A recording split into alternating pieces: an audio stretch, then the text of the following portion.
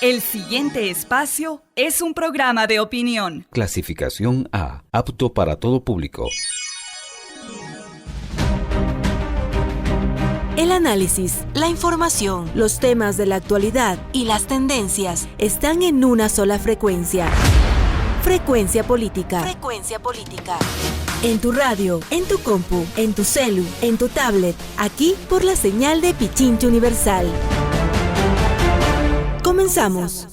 Buenas tardes, amigos y amigas. Gracias por estar en Frecuencia Política. Siempre le decimos buenos días, buenas tardes o buenas noches, según donde usted se encuentre, a la hora que nos vea y desde el canal que elija para seguir Frecuencia Política.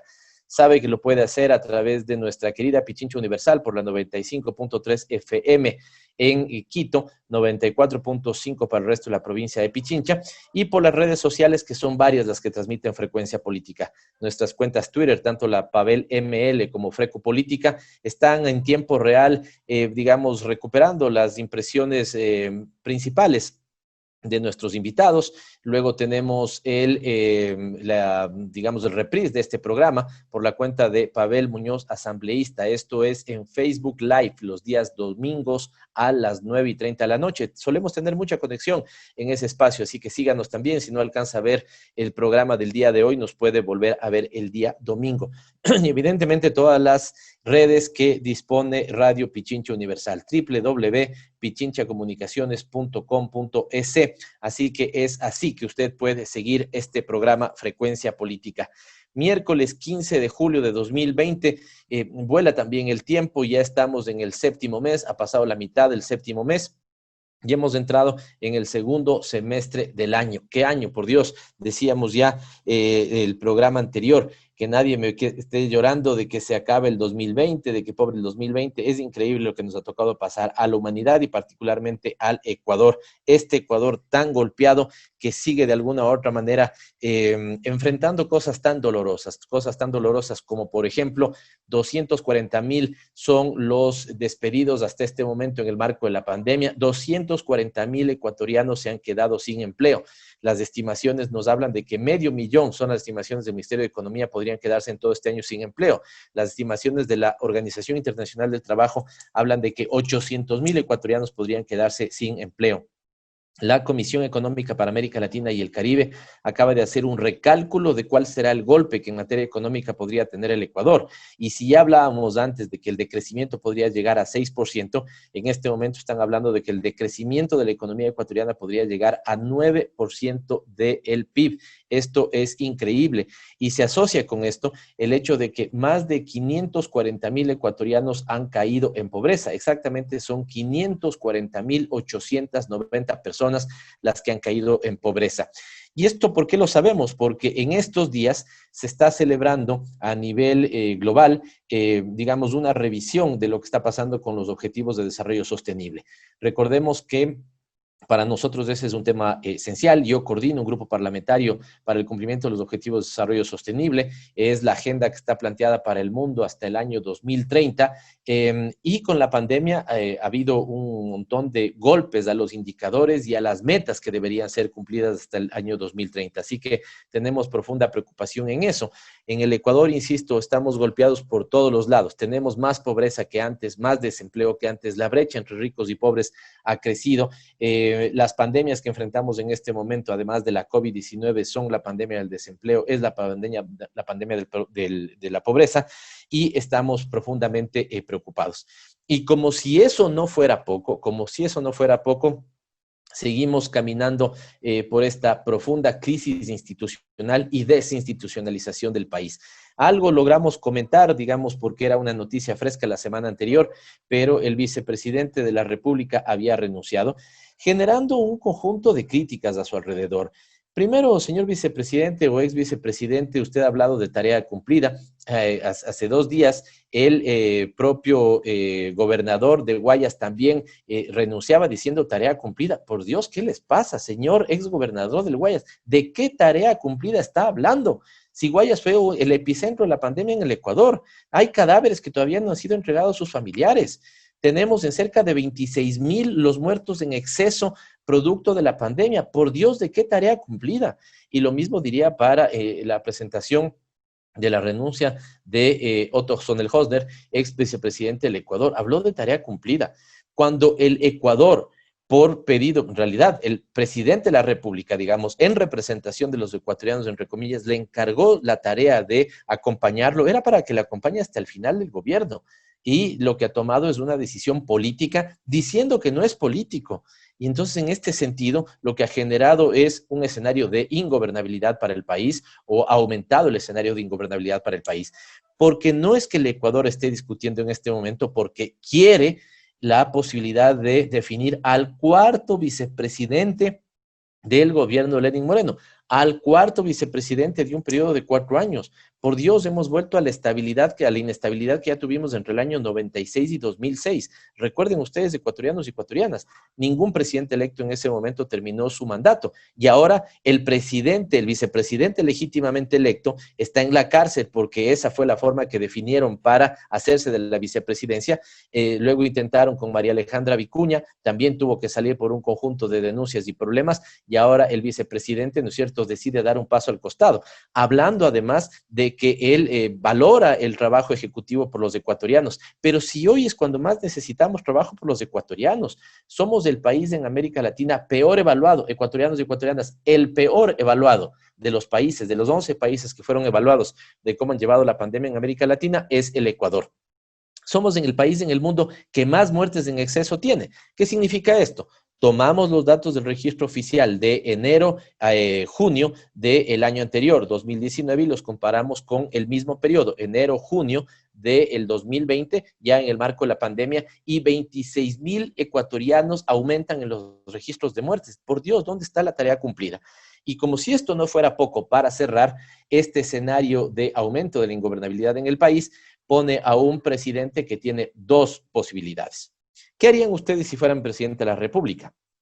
Tienen, por un lado, un escenario de profunda crisis de credibilidad institucional de todas las entidades, más aún la Asamblea Nacional, el presidente de la República, el gobierno nacional y otros. Y tienen, por otro lado, ¿no es cierto?, gente fresca a la que podría llegar a darle nuevos aires a su gobierno. Bueno, en vez de que el presidente pudiera establecer la terna buscando altos niveles de consenso, ni siquiera eso. Si eso no podemos, al menos veamos mínimos niveles de disenso sobre la terna que pueda ser presentada. Opción 1 que tenía el presidente de la República, salir de su ostracismo, romper su círculo cercano, buscar el perfil que más unidad pudiera generar en este momento los ecuatorianos para que el cierre de su periodo constitucional se diera de manera menos atropellada, o escoger dentro de su círculo cercano para componer la terna. Bueno, el presidente de la República ha escogido lo segundo y ya veremos cuál será el razonamiento que haya dentro de la Asamblea Nacional. Pero las cosas de mal en peor. Y como quiteño y pichinchano, voy a cerrar con esto, rechazo las expresiones del ministro de Salud. Un ministro que dice, sí, estamos colapsados, ya no tenemos cama de unidades de cuidados intensivos, pero no es para preocuparse. Por Dios, ¿cómo no es para preocuparse? Si en este momento ya están diciendo que hay gente a la que de alguna u otra manera están determinando su nivel de gravedad para atenderlo. No, en este momento hay gente que no tiene COVID, ¿cierto?, que llega por cualquier otra dolencia y que de alguna u otra manera ya no puede ser atendido por ese colapsamiento del sistema de salud. Por Dios, señor ministro, no nos vea la cara. Dígale a su círculo cercano que no se preocupe, pero los quiteños y los pichinchanos estamos muy preocupados porque por falta de atención debida del sistema de salud estamos colapsados. Y nosotros no vamos a permitir que la vida de nuestra población se ponga en riesgo. Así que un poquito más de sindéresis, un poquito más de cercanía al sentimiento de los ecuatorianos. Así que nos molesta, nos indigna tener que empezar así el programa, pero esto es lo que está sucediendo en el Ecuador. Bienvenidos a Frecuencia Política. Como siempre, un saludo para nuestra productora, Paulina Enríquez, como siempre también a Freddy Rizzo, que tan apoyo tan valioso nos da en este momento, al magnífico equipo de producción de Frecuencia Política en Radio Pichincha Universal, o más bien dicho, de Pichincha Universal, y gracias por estar con nosotros. Vamos a tener el programa de siempre, un interesante Minuto de ese con María Belén Proaño, y les invito a escuchar seriamente, porque creo que va a ser una muy buena entrevista la que tengamos con Freddy Carrión, el doctor Freddy Carrión, a quien hemos invitado, defensor del pueblo, para hablar de la situación de los derechos humanos en el Ecuador. Bienvenidos a Frecuencia Política y les dejamos con Dialogando con. Los protagonistas de la información aquí en nuestra cabina, en Frecuencia Política. Dialogando con... Gracias, efectivamente estamos dialogando con y tenemos el gusto de recibir al doctor Freddy Carrión Intriago. Él es el defensor del pueblo desde el 19 de abril de 2019, es licenciado en Ciencias Jurídicas, abogado y doctor en Jurisprudencia por la Universidad Católica del Ecuador, estudió Derecho Constitucional también en la Universidad Andina Simón Bolívar y además es docente universitario. Qué gusto que pueda estar aquí con nosotros. Le voy a decir señor Contralor, pero si me permite también por la informalidad, Pavel y Freddy pudiera estar bien si usted está de acuerdo, o si estás de acuerdo, defensor. Por supuesto que sí, Pavel. Muchas gracias y buen día. Gracias, gracias. Y esto, digamos, manteniendo las formas y el respeto para una autoridad que creo que está haciendo un buen trabajo en el país, también, digamos, en la frescura de nuestro programa y para que con nuestra ciudadanía, nuestros oyentes podamos conectados de manera adecuada, haremos así este diálogo. Con, insisto, el respeto y la valoración para una de las autoridades que creo que en medio del desastre institucional ha hecho cosas importantes, pero que, digamos, ese mismo respeto estará presente en un diálogo, digamos, coloquial y en un rato coloquial para esta conversación. Primero, Freddy, ¿qué es lo que hace la Defensoría del Pueblo? Esto porque me parece que los ecuatorianos han visto o vemos que en medio del desastre institucional, yo particularmente mantengo la tesis de que a pesar de que se ha planteado en el discurso oficial la idea de reinstitucionalizar al país, lo que hemos tenido más bien es, o fue una transitocracia que generó importantes niveles de desinstitucionalización. Y eso lo dicen hoy los niveles de credibilidad y legitimidad institucional, básicamente todas las instituciones. No hay institución que se salve, que tiene, digamos, incluso las Fuerzas Armadas, que en su momento tenían buenos números, en octubre del 2019 terminaron muy golpeadas en su credibilidad. En este contexto, decía, creo que hay una crisis de credibilidad en todas las instituciones públicas, pero se ha visto en la Defensoría del Pueblo la posibilidad de golpear la puerta y atender distintos temas. ¿Esto por qué, Freddy? ¿Por qué defensor? ¿Qué es lo que hace la Defensoría del Pueblo? Muchas gracias, Pavel, por la entrevista. Un afectuoso saludo. Bueno, creo que como Defensoría del Pueblo, como Institución Nacional de Derechos Humanos, es claro nuestro mandato. Ejercemos una magistratura ética, de tal punto que nuestro mayor referente es la moral, los principios, los valores que recogemos del país y obviamente exigimos que de parte de las autoridades públicas lo cumplan. Esto es básicamente la conciencia de un país que tratamos de representarla a través de la garantía y respeto de los derechos humanos. El Estado de Derecho se entiende y se justifica como tal en la medida que respetemos y garanticemos los derechos humanos. Si no hay un Estado que se justifique a través de la implementación de política pública, pero sobre todo del respeto, de la garantía de los derechos de las personas, ¿qué sentido tiene de un Estado? Acá no es simple y llanamente un Estado como sinónimo de garantía, de orden, de seguridad interna. Un Estado que no tenga como finalidad el cumplimiento, la garantía y el respeto de los derechos humanos pierde su base, pierde su legitimidad, su justificación, y eso es lo que de una u otra manera estamos viviendo en un Ecuador que si bien se lo ha manejado, o el de un gobierno que si bien se lo ha manejado como un gobierno de transición, pero es de transición hacia una regresividad de derechos, que es lo que justamente ha activado los mecanismos de protección de la institución, de la Defensoría del Pueblo, porque no, hemos constatado, sobre todo creo que la realidad del país es tan evidente, la profunda desvalorización de las personas, la profunda regresividad que tenemos en derechos humanos.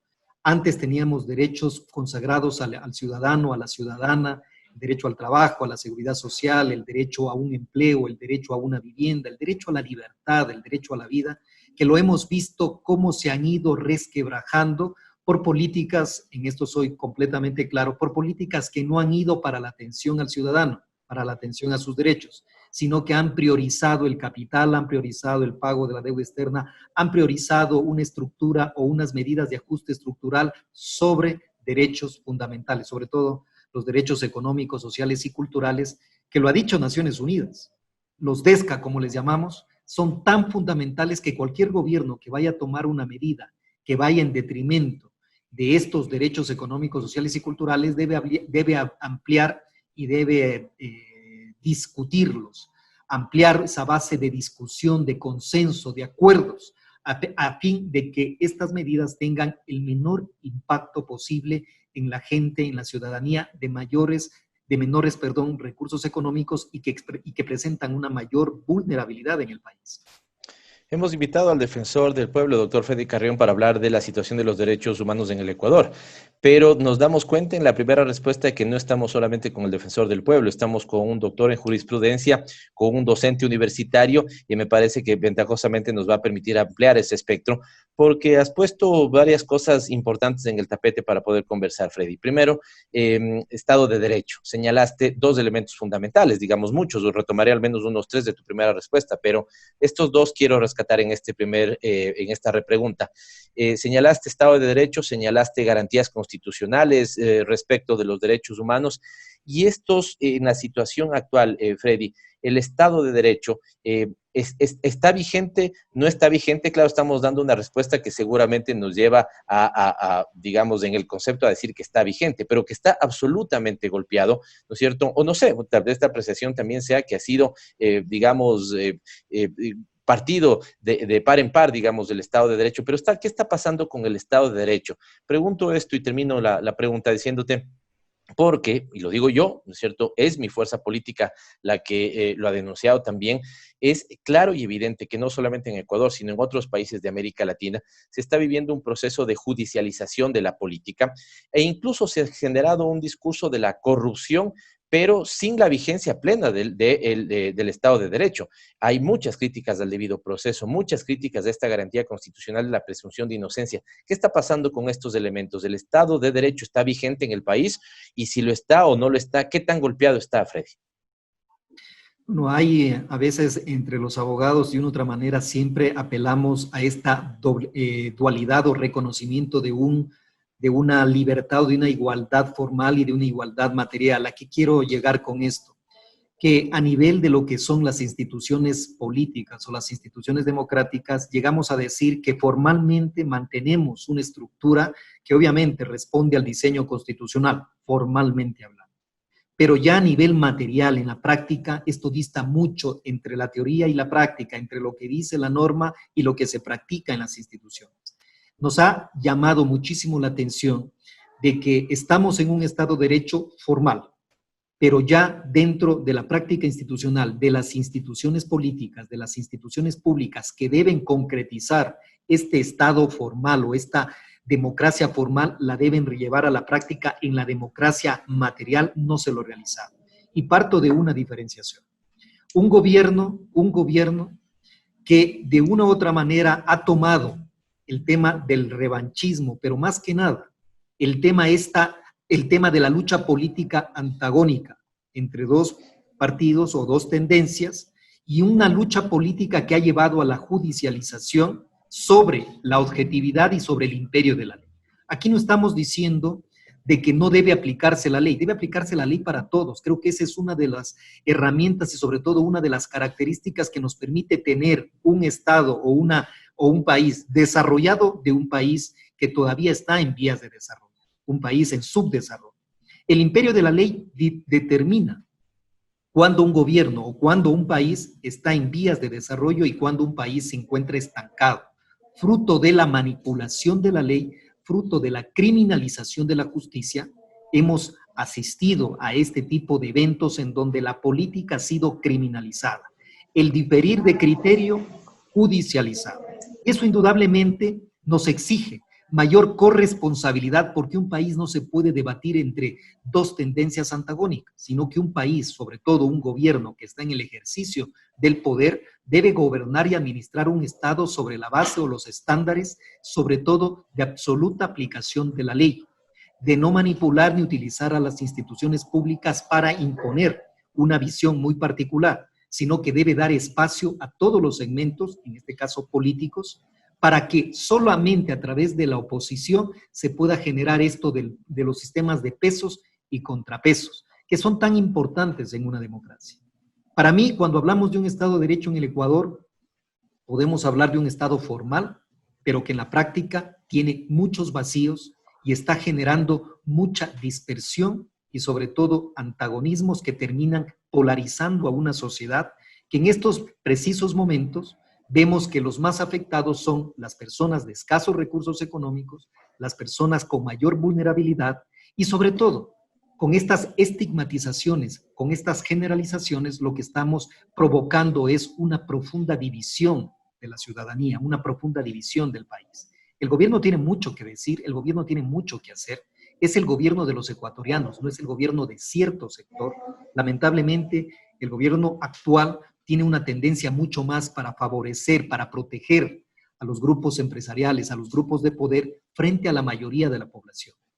El hecho mismo de lo que estamos constatando en una pandemia en donde hay una grave crisis económica y empezar a despedir a más de 4.000, cerca de 5.000 funcionarios públicos acusándolos de supuestamente la crisis fiscal, por ejemplo, eso es una estigmatización a los servidores que han permitido que el Estado funcione.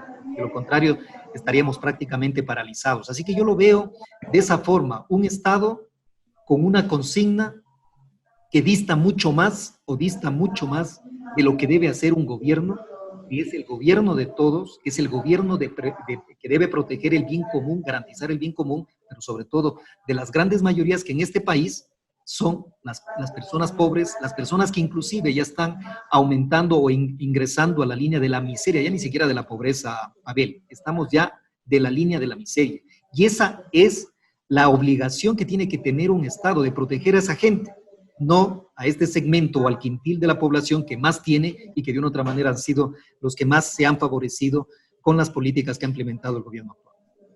Tal vez me voy a ir con una última pregunta de concepto para después tal vez topar dos elementos, si estás de acuerdo, Freddy, que han sido producto de trabajo de la Defensoría del Pueblo. Lo uno es, digamos, lo de octubre, creo que ahí está funcionando una comisión de trabajo en la Defensoría del Pueblo, tener algunos elementos de detalle, digamos, lo que evidentemente se pueda, ¿no es cierto? Si están todavía en un proceso de indagación o de investigación, evidentemente lo que se pueda, pero esto me refiero sobre todo a la parte esta del respeto de las garantías y los derechos humanos como tal. Pero has topado un elemento fundamental que quisiera dejarlo para una segunda parte, que son cómo se golpean los derechos económicos, sociales y ambientales, ¿no? Respecto a la implementación de un modelo que, digamos, termina siendo profundamente criticado en todo el mundo, como es el modelo neoliberal. Y esto, digo, lo dejaré para más adelante porque el día lunes coincidimos contigo, defensor, en una reunión donde analizando el proceso de extinción de 10 entidades públicas, 8 empresas públicas particularmente, vemos eso, ¿no? Cómo se violenta, digamos, claramente el derecho al trabajo, que es un derecho consagrado en nuestra Constitución. Pero decía, previo a eso, previo a estos dos elementos que quisiéramos topar en la charla, dijiste dos frases que las anoté porque son, digamos, que las diga el defensor del pueblo de un país, me parece que deben hacernos reflexionar.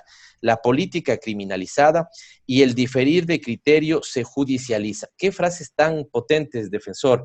¿Qué te llevan a plantear esto? Y con esto me voy a referir tal vez a elementos de... ¿Hay en la Defensoría en este momento, en tu accionar, en tu trabajo, algunos indicadores que ya den cuenta de por qué sostienes esta frase? Es decir, ¿han subido las denuncias de los ciudadanos o conoces o la Defensoría ve, porque también puede actuar de oficio, digamos, algunos aspectos que preocupan respecto a la plena vigencia del Estado de Derecho, del debido proceso, o es efectivamente notorio que esto está sucediendo, Freddy, una suerte como de criminalización de la política? Yo sostengo que eso tiene efectos claramente políticos, valga la redundancia, ¿no es cierto?, para inhabilitar a los buenos y las buenas ciudadanas del Ecuador de no querer a ese escenario pestilente como es la política porque se la criminaliza, pero esto que aún es más duro, la diferencia de criterio se judicializa. ¿Es tan notorio esto? ¿El defensor del pueblo lo ve al punto de poder expresarlo, defensor? Por supuesto, creo que la situación que vive el país de una regresividad, pero sobre todo de una vulneración constante de los derechos humanos, a mí me permite afirmar con total contundencia de que vivimos un estado en donde no estamos en un estado de derecho, porque el estado de derecho se justifica con la vigencia de los derechos humanos.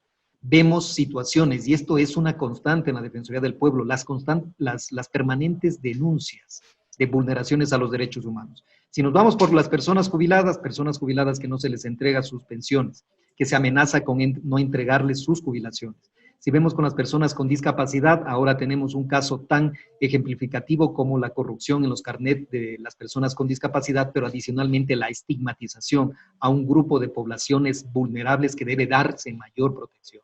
Si nos vamos por los niños, niñas y adolescentes, mayor nivel de violencia, en donde de parte de la escuela, en la parte de la casa, es decir, de su entorno más cercano, se están produciendo vulneraciones a sus derechos que incluso han derivado en femicidios, en suicidios de niños, niñas y adolescentes.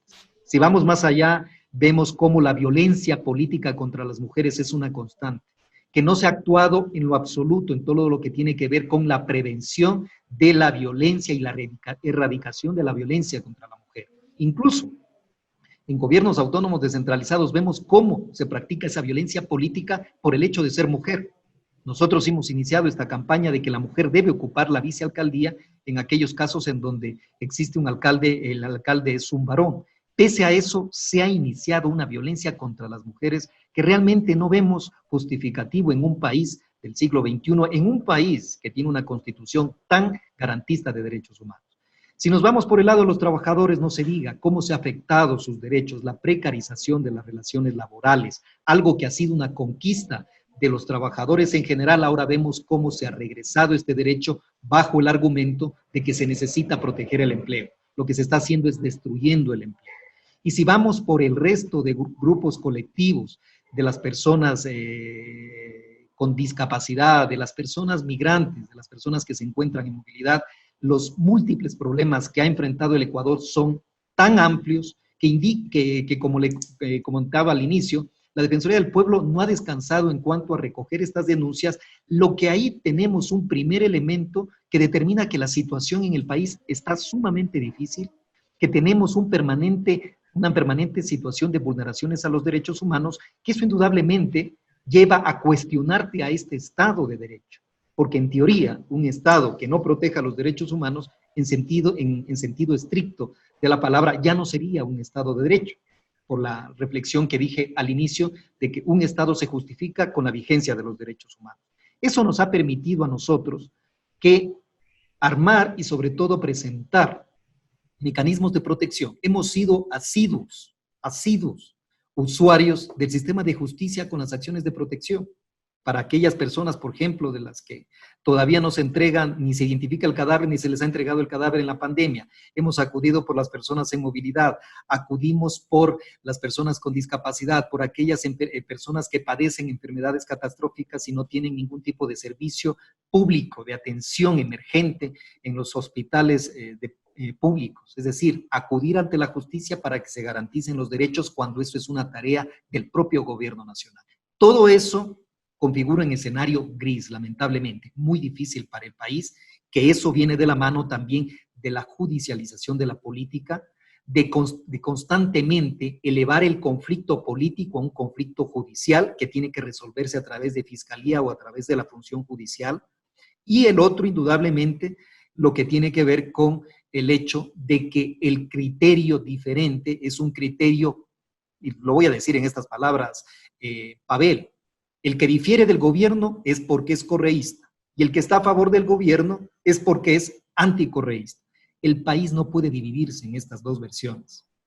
El país no puede estar en un conflicto en donde el criticar y el estar en contra de las políticas de un gobierno inmediatamente lo ubican en un determinado segmento político. No podemos estar en esta lucha intestina entre dos facciones cuando el gobierno como tal tiene la obligación de asumir la crítica, porque la crítica es constructiva, la oposición permite mejorar los procesos, porque de lo contrario, un gobierno que tengamos en donde no haya crítica, no haya oposición, no es un Estado de Derecho, no es un gobierno democrático, lo podríamos asimilar como una dictadura, pero no como un gobierno democrático, porque la crítica y la oposición son vitales para cualquier proceso democrático que exista, no solo en el Ecuador, sino en el mundo entero. Seguimos dialogando en una interesantísima conversación con Freddy Carrión, defensor del pueblo. Defensor, has dicho cosas muy importantes, pero ahora quiero ir a dos elementos que han sido parte del trabajo de la Defensoría. No conozco la edad de Freddy Carrión, pero intuyo que los dos somos seguramente la generación de la democracia. Y había dicho yo, como parte de la generación democracia, que lo de octubre tuvo dos características, las movilizaciones de octubre. Las movilizaciones sociales más importantes de los últimos 40 años desde el regreso a la democracia, digamos justamente en agosto de ese año anterior, el año anterior estábamos cumpliendo 40 años de haber regresado a la democracia, recordemos 1979, 2019, y yo había participado en todas las movilizaciones anteriores. Casualmente, por encontrarme fuera del país, no estuve en las de octubre, pero lo que pude ver y los relatos de la gente que estuvo ahí devela que fue la participación política, la movilización política más importante. Y el segundo hecho que se desató es la represión oficial, la represión estatal más brutal también de estos 40 años de democracia. Y eso permitió que la Defensoría del Pueblo iniciara un proceso de investigación. ¿Cómo está eso, defensor? Ustedes, digamos, estuvieron muy presentes. Yo me voy a animar a felicitar el trabajo de la Defensoría, felicitar tu trabajo personal, digamos, y agradecer en nombre de, yo creo que muchísimos ecuatorianos se quedaron sin tener quien pueda velar por la garantía de sus derechos, pero los que sí pudieron llegar y los que fueron, digamos, cobijados por el manto de protección de la Defensoría, creo que la pasaron menos mal que otros que, digamos, tuvieron situaciones mucho más complicadas.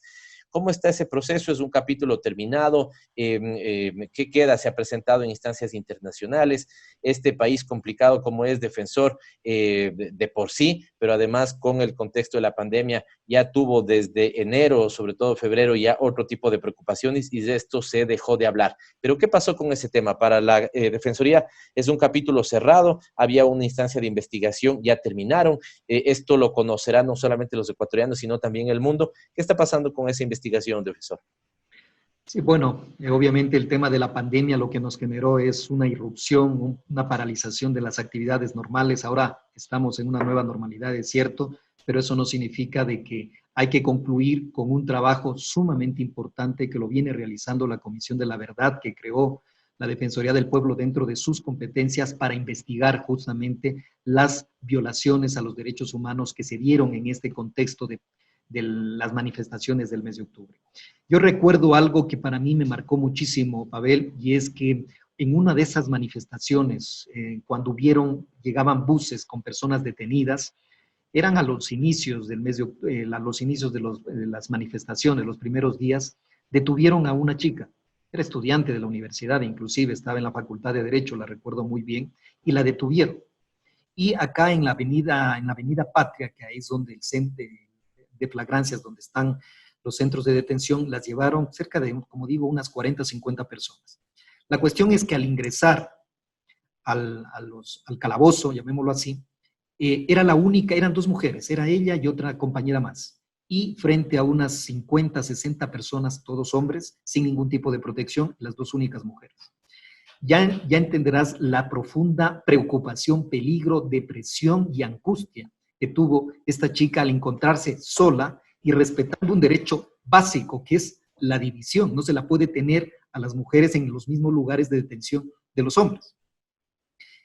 Al verla a ella, la vimos con nuestro equipo de trabajo, estaba prácticamente aterrada, obviamente, el proceso de detención, de aprehensión fuerte, violento que produjo la policía y luego el encierro, como digo, esto era en los parqueaderos de la unidad de flagrancias de la avenida Patria, en donde estaban un montón de personas y solo dos mujeres. Bueno, a través de la Defensoría del Pueblo logramos al menos que ella pueda ser trasladada a un lugar que cuente con las garantías del trato, sobre todo tomando en cuenta su condición de mujer.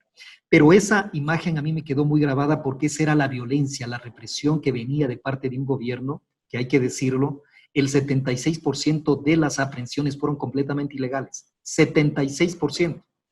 Eso significa que de más de 1,200 personas que fueron aprehendidas en los meses de la protesta, más o menos 900 personas fueron aprehendidas ilegalmente. Y no lo dice la Defensoría del Pueblo, lo dicen los propios jueces que conocieron las detenciones flagrantes y determinaron que inclusive los manifestantes tienen el derecho de reclamar ante la policía por ese trato, por ese abuso, por esa aprehensión completamente ilegal y arbitraria. Eso pasó en el mes de octubre. Adicionalmente, de lo más grave, las heridas, utilizar armas letales armas no letales con profundas consecuencias letales. Esto fue una práctica que también lo hicieron en Chile. las personas que han perdido un ojo. En el Ecuador Claro. estamos con más de 12 personas que perdieron el globo ocular, en Chile mucho más, pero con una práctica muy parecida, utilizar las bombas lacrimógenas no como se lo hace comúnmente, de utilizar o de lanzarlas al aire para dispersar, sino directamente al cuerpo para producir una lesión. Ese es el caso también de Gabriel Bone Angulo, que igual fue impactado por una bomba, aparentemente es lo que dice la historia clínica, y de esa forma un chico de 16 años falleció. Bueno, todo eso, sumado a las personas que también fallecieron en el puente de San Roque, que ese es otro de los temas que se está investigando, determinaron que esta Comisión de la Verdad siga con este proceso. Está próximo a terminar, sabemos que ya hay un informe casi final, que lo están terminando, que lo están elaborando, y eso se lo va a presentar obviamente al Ecuador, pero sobre todo al mundo. Porque esto, no olvidemos, la responsabilidad de un gobierno que atentó contra los derechos humanos de sus propios ciudadanos, de sus habitantes, bajo el pretexto de regular o de controlar el orden, de evitar la irrupción o las caídas democráticas de los gobiernos. No, yo creo que ese es un discurso que ya no cabe. Aquí lo que se trató en el mes de octubre es que hubo una manifestación social masiva, liderada por los movimientos indígenas, y frente a eso una represión de parte del gobierno nacional que no se había dado antes, y producto de ello tenemos cerca de 11 personas fallecieron, más de unas miles, cerca de 2,000 personas que fueron heridas, y ya no hablemos de las personas que fueron arbitrariamente detenidas. Todo eso configura un escenario en donde hubo una profunda violación a los derechos humanos a pretexto de, insisto, mantener un orden, mantener una seguridad. La Comisión de la Verdad, que está próximo a emitir su informe, entregará esto con mayores detalles respecto, obviamente, de la responsabilidad que les cabe a las autoridades que estuvieron al frente de los ministerios de seguridad, de los ministerios de la seguridad interior, y que indudablemente deben responder políticamente, legalmente, porque hay fallecidos, hay muertes que aún no han sido responsabilizadas su accionar, hay personas a quienes les cambió completamente la vida con una lesión permanente, y que de eso el Estado tiene la obligación de reparar material e inmaterialmente. Ese es el trabajo de la Comisión de la Verdad, que lamentablemente por el tema del COVID aún no ha terminado su trabajo. Estaba previsto para el mes de marzo. Esperamos que ahora que se han restablecido nuevamente las actividades pueda continuar con su trabajo y podamos tener este informe que, como digo, será un gran baño de verdad de lo que pasó en el mes de octubre, pero sobre todo de las responsabilidades que le cabe a los funcionarios públicos que actuaron con el uso excesivo de la fuerza en contra de los manifestantes. Pregunta muy puntual, ¿y qué es lo que falta, defensor? Es decir, tenían, dices, previsto terminar en marzo. Evidentemente la pandemia alteró toda la programación de todo el mundo, digamos, pero ¿qué es lo que falta? ¿Una suerte como de revisión, ya pulir, tener un informe, presentarlo al país de instancias internacionales? ¿Qué tramo es el que está faltando para que el país y el mundo pueda conocer esto? Prácticamente ya era lo último, era ya la revisión final, ya habían tenido informes borradores previos, habían terminado inclusive con las comparecencias, faltaban unas 2 o 3 comparecencias, y con eso indudablemente ya finalizar con el informe. De lo que entiendo está a punto de salir, están ya en la parte final de revisar conclusiones, de revisar ya todo el documento. Estamos hablando de un documento de más de 400 páginas, Pavel, que eso demuestra la profunda profesionalismo, la objetividad y sobre todo la gran responsabilidad de los comisionados, que obviamente actuaron con un profundo sentido patriótico, un profundo sentido nacional. Aquí no se trata de perseguir, aquí no se trata de generar odios y resentimientos, sino que la verdad se imponga, y la verdad exige un profundo proceso de investigación que, como digo, los comisionados han hecho un gran trabajo, están para presentarlo, esperemos que sea en los próximos días, que lo puedan presentar al país y de esa manera se establezca, como digo, la verdad de lo que sucedió en el mes de octubre, pero sobre todo la responsabilidad, porque aquí parece, como muchas veces sucede en el país, de que hay un evento tan dramático, traumático, y no pasa nada. No hay ningún tipo de responsabilidad, y por eso es que estos eventos pueden volver a repetirse. Aquí tenemos que aprender de las lecciones del pasado, pero sobre todo la responsabilidad es fundamental para poder sanar cualquier tipo de herida que se haya producido en el contexto, como digo, del mes de octubre. Impactante oír al defensor del pueblo del Ecuador, y también motiva satisfacción saber, no sé si satisfacción, pero algo de tranquilidad saber que no todo está perdido en materia institucional y hay autoridades e instituciones que están queriendo con las dificultades, espero tengamos tiempo para hablar de eso, con las dificultades del caso, porque la Defensoría no es precisamente, digamos, la institución mimada del Estado ecuatoriano. Muchas veces suele ser tratada en términos presupuestarios, por ejemplo, como el patito feo. No se le da todos los recursos que necesitaría para que despliegue en bienestar y precautelando los derechos humanos de todos los ecuatorianos su trabajo. Vamos a levantar también una queja en ese sentido. Siempre lo hemos hecho, defensor, decirte que incluso cuando en periodo anterior éramos parte de la Secretaría de Planificación, siempre nos parecía injusto, ¿no? Como 2, 3 entidades, digamos, en términos de funciones, la función ejecutiva y la función legislativa, digamos, captan la mayor atención presupuestaria del Estado, y hay entidades que cumplen un gran rol, como la Defensoría en este caso, que lastimosamente no son apoyadas en términos presupuestarios de cantidad de personal, como deberían ser dado su trabajo fundamental que están cumpliendo. Pero insisto, impactante escuchar al defensor del pueblo. Y les voy a decir al final 4 cosas que he rescatado por qué es impactante. Voy a otro elemento, defensor, que lo pusiste. Nos podríamos quedar conversando largo en este porque hay datos muy reveladores. Pero voy a un segundo que está asociado con este. Señalaste Chile y señalaste en tu primera intervención también, digamos, un modelo económico. Chile y Ecuador al final tienen la misma causa en las, digamos, movilizaciones del mismo mes, de octubre, o las mismas causas, y a mí me parece que son fundamentalmente 2. Un modelo económico absolutamente excluyente, que concentra muchísima riqueza en muy pocas manos y que violenta ya no solamente, digamos, una lógica de subsistencia, sino que está violentando derechos. Puede ser la vida, puede ser, digamos, el trabajo, puede ser la garantía fundamental de tener necesidades básicas satisfechas.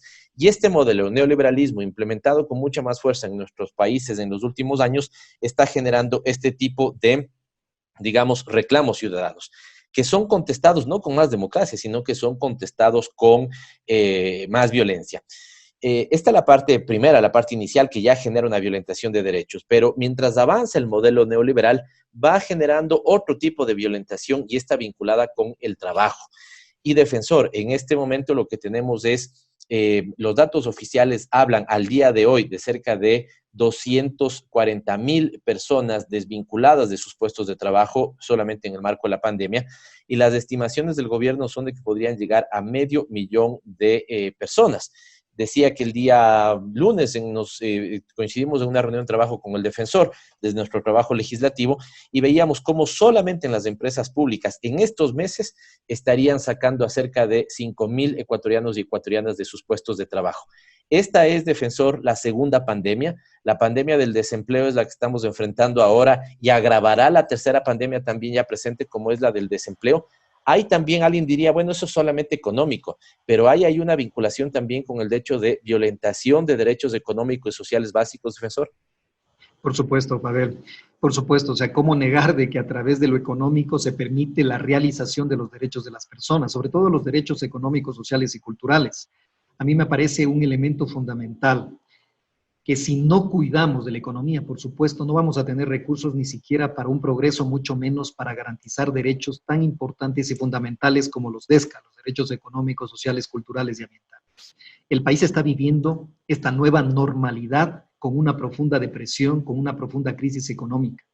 Y esta crisis económica tiene como sujeto importante a las personas de escasos recursos económicos en primer lugar, a la clase media que había conquistado mejores opciones de desarrollo económico y que ahora ve cómo progresivamente se va debilitando su situación. Si antes tenían condiciones adecuadas económicamente viables que les permitían disfrutar de una serie de bienes y servicios, ahora la restricción, la reducción de sus salarios, la reducción de sus jornadas, consecuentemente con su remuneración, pero sobre todo la pérdida de empleo, ha afectado justamente a ellos. Y una clase media es tan fundamental para el sostenimiento de cualquier país. Lo que has mencionado respecto de esta polarización entre los que menos tienen frente a los que más tienen y esta brecha social, lo que ha hecho la pandemia es desnudar la profunda desigualdad social que vive el país. Porque si analizamos los datos de la pandemia, nos damos cuenta de que las personas que fallecieron están en los estratos sociales más populares. Los que no pudimos Alguien decía, perdóname, defensor, este es un virus que contagia democráticamente, pero mata a los más pobres.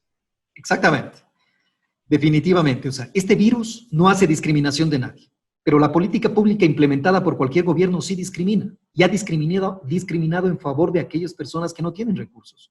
Si vemos quiénes son las personas que mayor se contagian, son aquellos que viven del día a día, que tienen que salir a producir o a buscar la manera de llevar un sustento diario. Es decir, para aquellas personas en donde quedarse en casa es un privilegio y ese privilegio no se lo pueden dar la mayoría de la población ecuatoriana. Ese es algo que no ha gestionado el gobierno nacional, recursos para atender algo tan elemental como es el derecho a la salud. No ha podido garantizarlo. Ha tomado las medidas tarde y lo ha hecho mal. Miren cómo nos encontramos actualmente en Quito, con una falta de información pública, con una amenaza de tener un nivel de contagio mayor y frente a un ministro que dice que las cosas están bien, que no hay que generar drama. Todo eso indudablemente genera mayor preocupación y mucho más acuciado con el tema económico. 240,000, como tú has mencionado, Pavel, 240,000 personas han perdido sus empleos. Para el gobierno nacional llegaremos a final de diciembre a 500,000 de ecuatorianos, pero para la OIT está estimado en cerca de 850,000 personas que no tendrán un empleo. Eso indudablemente en cualquier país del mundo genera una angustia y una desesperación, porque estamos hablando de, seamos conservadores, 500,000 personas que han perdido su trabajo. Eso tiene un impacto, primero en la economía, pero sobre todo en la descapitalización del seguro social. Y si descapitalizamos al seguro social, indudablemente tendremos un impacto directo en las pensiones de jubilación y en las pensiones por discapacidad. Todo eso sumado a la falta de recursos económicos para atender necesidades básicas de 500,000 de ecuatorianos y ecuatorianos, muchos de ellos sostén de hogar de 2 o 3 familias, de 2 o 3 personas por familia. Eso indudablemente genera un escenario muy gris y cómo no decir que la parte económica genera un impacto inmediato y directo en los derechos de las personas, porque tendremos menos derecho a educación, tendremos menos derechos o mayores limitaciones al derecho a la salud, a una vivienda, a un empleo digno, a recursos que nos permitan sustentarnos, con lo cual aumentará mucho más la pobreza, mucho más la miseria y obviamente esta brecha o esta línea en donde los que menos tienen se encuentran en la gran mayoría de la población frente a los que más tienen y que acaparan el poder político y económico, esto se seguirá aumentando esta brecha e indudablemente eso genera situaciones en donde los derechos humanos se verán constante y directamente amenazados. Y eso es muy importante que quede constancia, Pavel, porque se habla de la economía divorciada de los derechos humanos. La economía con derechos se encuentra íntimamente relacionada. Si no no cuidamos a la economía, si no cuidamos un manejo prudente, si no generamos mayor empleo, vamos a tener mayor niveles de inseguridad, de violencia y, por supuesto, de vulneraciones de los derechos humanos. Este programa tiene un defecto, Freddy, te lo debo confesar, y es que el tiempo pasa volando y se nos queda siempre corto, así que varios temas en el tintero. Una pregunta final de 1 minuto, 2 minutos, Freddy, felicitándote también por ese comunicado que sacó en las últimas horas la Defensoría del Pueblo, pidiendo a las autoridades el análisis de si acaso no tenemos que volver nuevamente a semáforo rojo. No solamente tenemos un problema ya de colapsamiento del sistema de salud respecto a los casos de COVID, lo decíamos antes, tú lo señalabas antes de empezar esta entrevista, lo que está pasando también, y esto supone violación de derechos también, es que ya las personas que no tienen COVID, sino que pueden llegar a un centro de salud por cualquier otra afección, lastimosamente no están siendo atendidas como debería. ¿Cuál es el razonamiento? Una última respuesta breve, Freddy. ¿Cuál es el razonamiento sobre este tema? ¿Debemos volver a juicio de la Defensoría tal vez a otro periodo de confinamiento para que no se siga agravando la situación del sistema sanitario? Completamente, Pavel. Yo ponía un ejemplo y muy claro. No solo las personas con COVID son las que lamentablemente están falleciendo, sino también aquellas que tienen enfermedades catastróficas y el sistema de salud les ha negado cualquier tipo de asistencia. Ponía un ejemplo muy práctico de una persona que necesitaba hacerse diálisis, que concurrió al Hospital Eugenio Espejo, y ese es un grupo más o menos de unas 28 personas que les dijeron, no hay recursos, no hay insumos, regresen a sus casas. Producto de ese regresen a sus casas, una de ellas falleció. Falleció porque no tuvo asistencia. Eso es lo que está pasando en el país. No es solamente el tema del COVID. es el tema de las múltiples dolencias y enfermedades que padece este país, que padecemos las personas y que no podemos tener acceso a un servicio público. Si no regresamos a un confinamiento, no solamente que el nivel de contagio aumentará, sino el nivel de letalidad. El Ecuador es uno de los países que está en los primeros lugares de tasa de letalidad. Adicionalmente, las pruebas que se han practicado en el país siguen siendo insuficientes. No llegamos ni a las 190,000 pruebas cuando supuestamente... De 2 millones que se anunciaron, ¿no? Deberíamos estar en los 2 millones de pruebas, Pavel. Con esos 2 millones tendríamos un escenario más claro de cuál es el nivel de contagio. Pero nos lanzaron con esto del semáforo rojo al semáforo amarillo, contando con una información tan insuficiente, y ahora vemos las consecuencias. Colapsados los sistemas de salud de Quito, de Cuenca, de Loja, de Ambato, de Santo Domingo. Eso indudablemente debe llamar a la reflexión del gobierno nacional de necesariamente llegar a volver a un confinamiento para salvar uno de los derechos básicos, la vida, sino de lo contrario, por privilegiar que tenemos que reactivarnos económicamente, vamos a empezar a seguir sumando los muertos en el Ecuador. Eso es una irresponsabilidad del gobierno que indudablemente como Defensoría del Pueblo y preocupada por la situación de los derechos de las personas, hemos pedido regresar al confinamiento y garantizar estos derechos fundamentales como la salud y la vida, que deben estar sobre el tema económico. Si no, de lo contrario, no vamos a tener cómo reactivarnos económicamente si no hay personas que estén sanas o de lo contrario tengamos personas que aumenten el nivel de letalidad en el Ecuador. Insisto, una tasa de letalidad tan alta que tiene el país frente al número de habitantes demuestra que lo que hemos hecho lo hemos hecho mal. Y eso indudablemente tenemos que corregirlo porque debemos proteger la vida y la salud de las personas. Decía, ya conocíamos el trabajo y respetábamos el trabajo de la Defensoría y su principal, el doctor Freddy Carrión Intriago, y hoy estamos reconociendo también lo impactante que ha sido conocer con él. De hecho, me parece que ha sido un acierto de este programa haber invitado, y deberíamos escuchar más al defensor, deberíamos escuchar más a la Defensoría. Insisto que para nosotros ha sido impactante escuchar algunos señalamientos, y voy a poner nada más a señalar algunos ejemplos. 76% de las personas aprendidas en los hechos de octubre de 2019 fueron aprendidas de manera irregular. 11 personas fallecieron, 12 perdieron el ojo. No solamente eso, en el terreno de la crisis institucional que vive el país, el propio defensor reconoce cómo hay una criminalización de la política, reconoce que la diferencia de criterio termina siendo judicializada, y en el campo económico es claro en decirnos hay una profunda vinculación entre economía y derechos humanos. Al final del día, difícil que podamos consagrar y respetar los derechos humanos si tenemos tantos golpes en la economía, y ahí están los temas de desempleo, o está un tema que no lo rescaté, pero que creo que a todos los ecuatorianos nos queda, nos llegó y nos demuestra lo que está pasando. Incluso en la pandemia, cadáveres que no han sido entregados a sus familiares. Todo esto es lo que lastimosamente está viviendo el Ecuador por, desde nuestro punto de vista, un sistema económico absolutamente perverso, concentrador de mucha riqueza en muy pocas manos, y un sistema democrático institucional que ha sido profundamente golpeado y debilitado. Qué pena, días oscuros para el pueblo ecuatoriano, pero debo reconocer que no todo está perdido en materia institucional, y una muestra de esto la ha dado el defensor del pueblo en esta entrevista. Gracias por aceptar nuestra entrevista, defensor, muy amable por haber estado en Frecuencia Política.